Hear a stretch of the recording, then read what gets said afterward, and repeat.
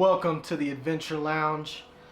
It is your favorite gin swilling friend here, Jagger, and I'm bringing you a new drunk music review.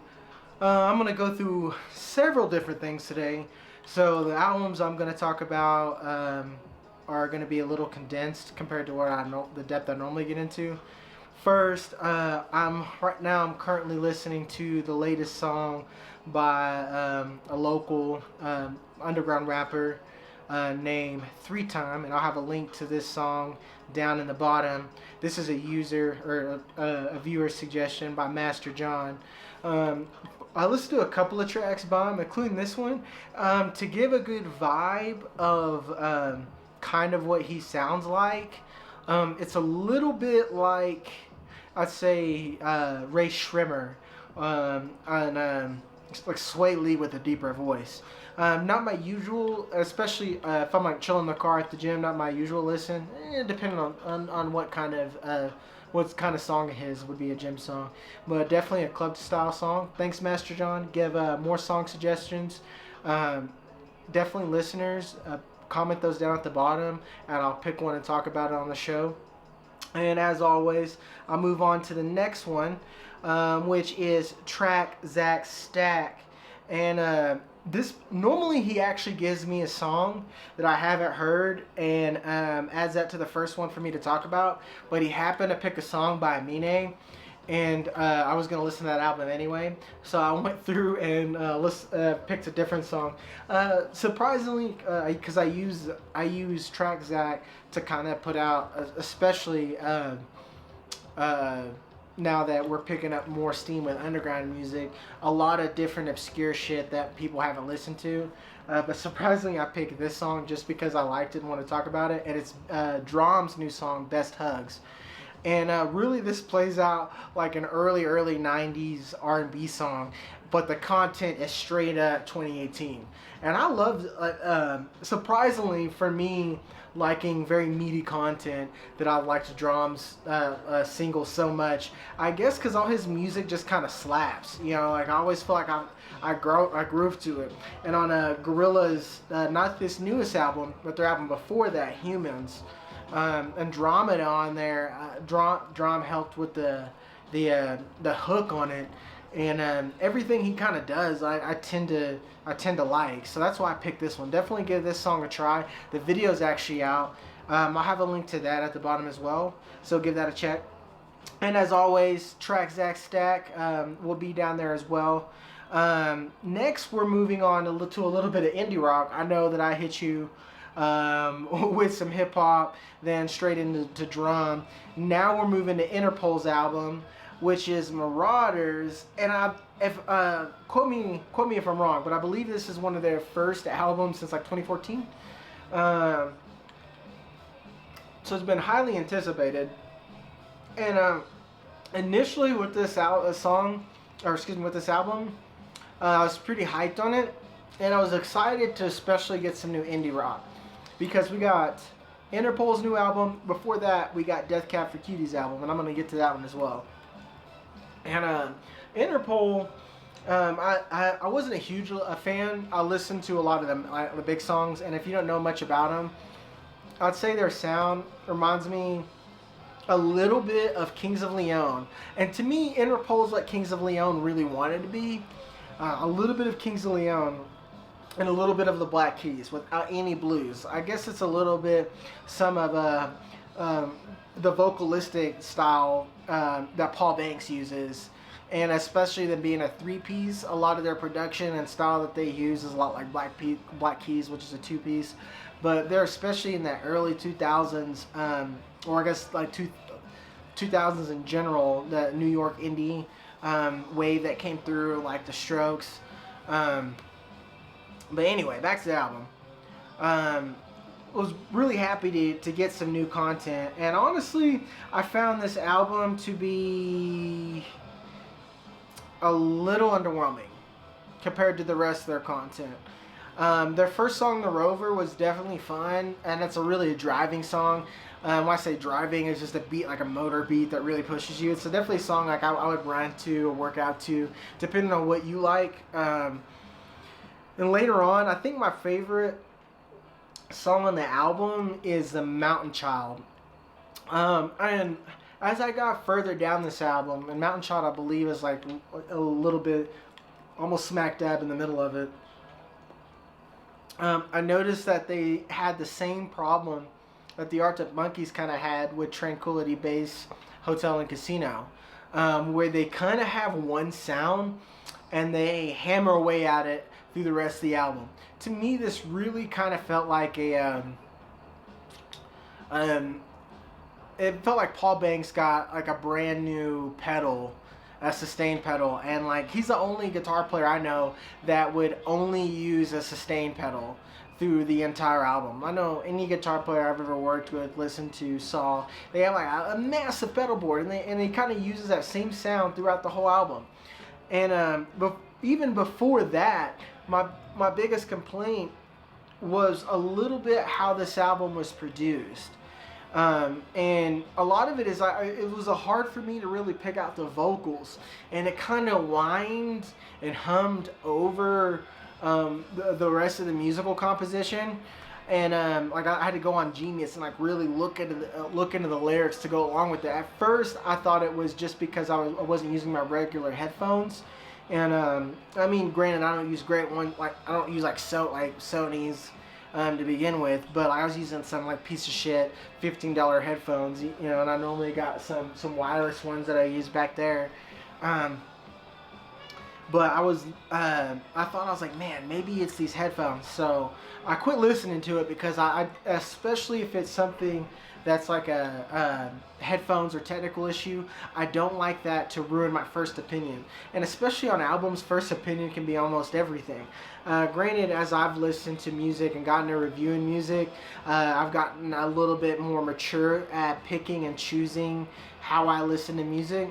But still, first reactions are everything. So I was like, stop it. I didn't listen to it.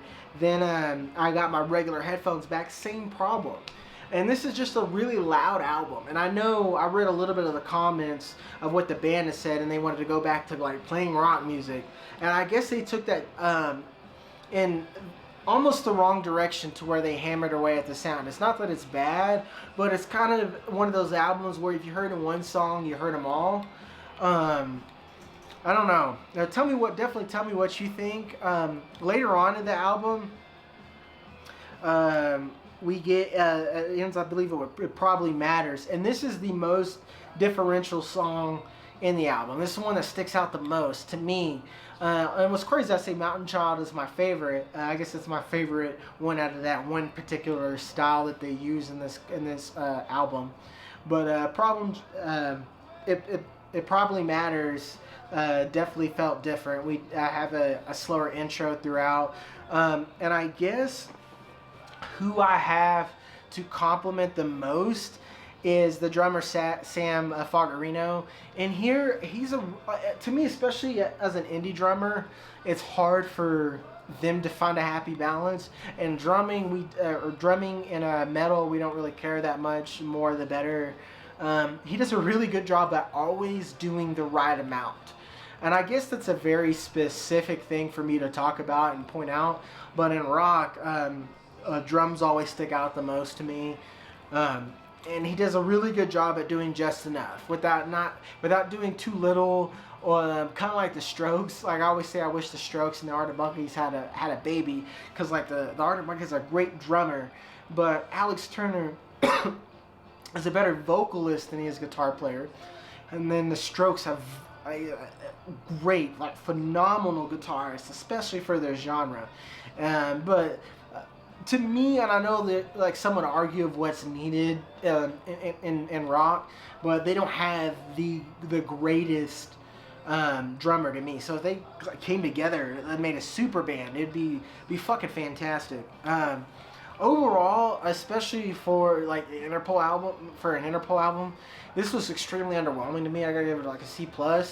And surprisingly, a band that I don't quite like as much as Interpol did a better job, which is Death Cab for Cutie. And it was a great day for indie fans because you got two iconic indie bands dropping albums in almost the same week. And Death Cab for Cutie, this is their first album without their producer Chris Walla, And honestly, I know that for someone, especially with a producer, and if you're a huge music head, you know how much that can affect the sound. It doesn't really do that here, and I still felt like we got a quality Death Cab for Cutie song. The first song we're listening to right now is I Dreamt We Spoke Again, and this one kind of plays out like a shorter version of I Will Possess Your Heart. And what I mean by that is it kind of has a driving intro, and the song kind of builds on itself throughout. And we start out with just a little bit of piano, and then we get a little bit of guitar accents, and then when we get the drumming, a little drumming in a little bit later with the and the song just progressively gets better. And to me, this is like the perfect song to start out on your jogging playlist, because like I said, it starts off nice and easy, and then it picks up towards the end, and I really enjoyed it. But I'm only going to talk about 2 songs in this album, and I know that's weird, and one because I feel like every Death Cab for Cutie album is pretty good first, and they're a really good job at staying consistent delivering. So when I guess my closing argument on this album is that it's a Death Cab for Cutie album. So if you like Death Cab for Cutie, this is something that you want to listen to. And they did a definite better job than Interpol. The last song on the album is one of the best indie songs I've heard besides Bat Phone by the Arctic Monkeys this year, and that's 60 and Punk. And this is definitely one of their slower songs, and a lot of this is simple vocals and a good message, along with a great piano over the top. And this song really, I guess this is one that really hits you in the feels in the heart, because it talks about getting older, and then especially being someone who's like a rock star, and at the top, and reflecting on not being a rock star and no one needing you anymore, I guess.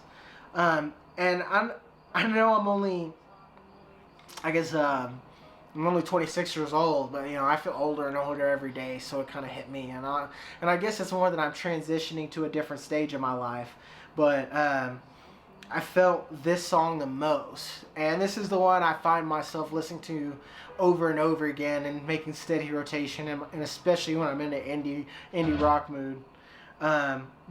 Overall, I scored this album a lot better than what Interpol gave us. If I had to really think about it, I'd say this is about like an 8 or so. The last album we're going to talk about is Aminé's new album, 1.5. And I don't know if many people know about Aminé. Like I said, I know Zack suggested me a song. It's not that he's underground or anything. It's just he's probably, I'd say he's like Earl Sweatshirt level, where if you're really into hip hop, you're like, yeah, he's a household name. But if you're not, then you might be unfamiliar with him. I know his last album, Good For You, I think I had the same feeling when I first popped in this album. I say popped in like I'm not fucking streaming. When I first listened to this album, the first song, Doctor Whoever, pulled me in immediately. Just because we got like a good voice sample, like right away I was in. It was like, and he gives us the buttery bars. Right over that voice sample, and just a little bit of drumming on the hi-hat, and it builds progressively. It's the perfect intro for an album. And then we get a beat drop almost a little over halfway through, and almost to the tail end of the song. And his lyrics to me almost serve as it's like a silky blanket wrapping you into it.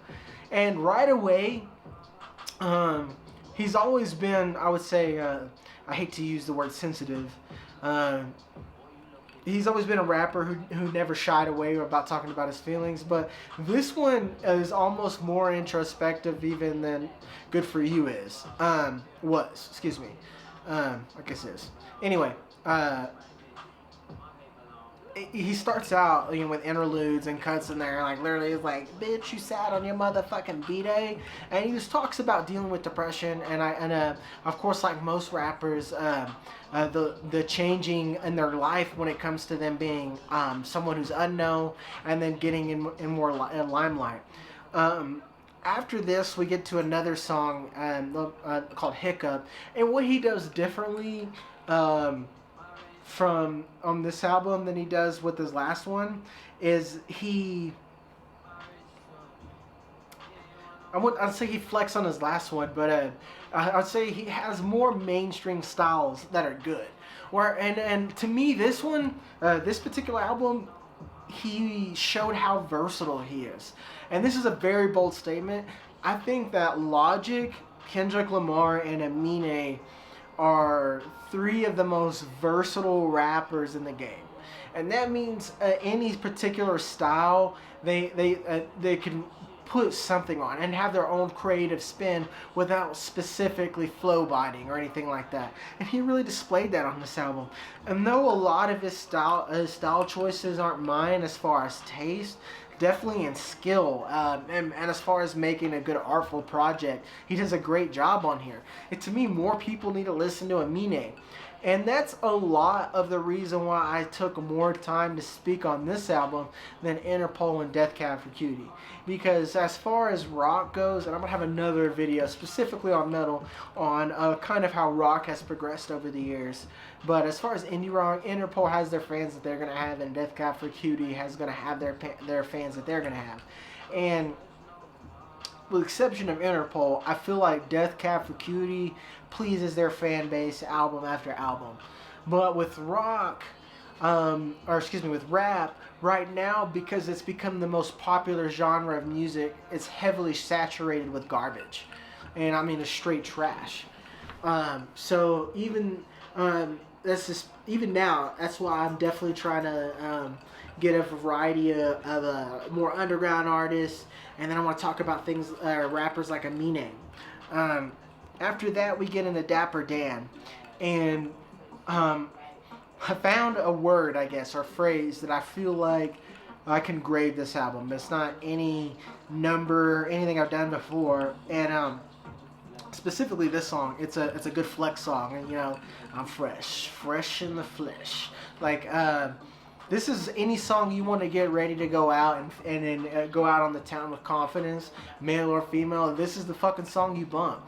And to me, he does a good job at balancing songs that can be, I would say, artistically good as well as commercially good.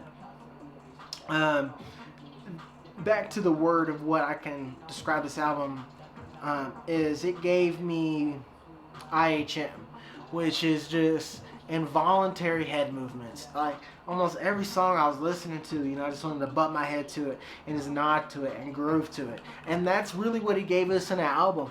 And in hip hop, that goes a long way. After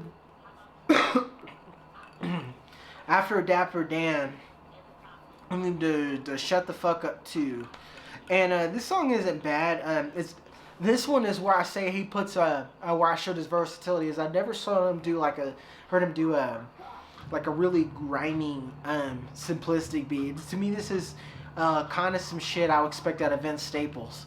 And again, he gives us he's real buttery with those lyrics, even though it's something hard. That's why I say it reminded me a lot of Vince Staples. And hits you with them bullets. Kind of reminds me a little bit of Lil Wayne on Aminé. And I know that's a little bit of a huge comparison, but if you listen to it, if this doesn't remind you of Aminé, then I don't know what does. He finishes up with the album with Ratchet, Sad, and Girl, and this almost works as like a two-part song, because we have a definitely like a heavy trap beat that would remind me a little bit of something.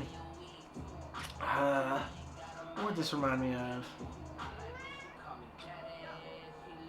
This is what I'm talking about, involuntary head movements. It would remind me a little bit of Future's Mask Off, of how this works. and again, he does a good job of fitting a mainstream styles, but giving something that the super hip hop caviar rap aficionados enjoy. Um, and then the second half of this song slows way down. And honestly, there's two different kinds of people. And definitely the second half of the song reminds me again, like I said, he flips through different kind of styles. It reminds me a little bit of something that Childish Gambino would give us on his new shit.